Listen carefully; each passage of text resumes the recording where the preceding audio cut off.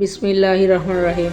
আসন্ন টি-20 বিশ্বকাপ উপলক্ষে পাকিস্তান জাতীয় দলে 15 সদস্যের নাম সামনে এসেছে।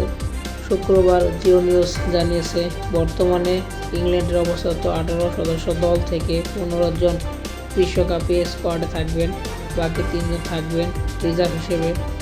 এবারের বিশ্বকাপ দলে 5 জন পেসার, 4 জন অলরাউন্ডার, 3 জন উইকেট কিপার, 2 জন ব্যাটার ও 1 জন স্পিনার রাখবে পাকিস্তানি ক্রিকেট বোর্ড পিসিবি।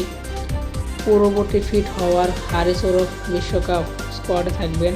পাশাপাশি বাবর আজমের নেতৃত্বে আরও থাকবেন ফখর জামান, মোহাম্মদ রিজওয়ান, ওসমান খান, আজম খান, ইমাদ ওয়াসিম, সাদাব খান, সাইম আইয়ুব ও ইফতেখার আহমেদ। একই সাথে আবরার আহমেদ, শাহিন শাহ আফ্রিদি, মোহাম্মদ আমির, নাসিম শাহ ও আব্বাস আফ্রিদিও বিশ্বকাপ স্কোয়াডে থাকবেন। আর ট্রাভেল রিজার্ভ হিসেবে দলের সাথে থাকবেন সালমান আলী, হাসান আলী ও ইরফান নিয়াজি।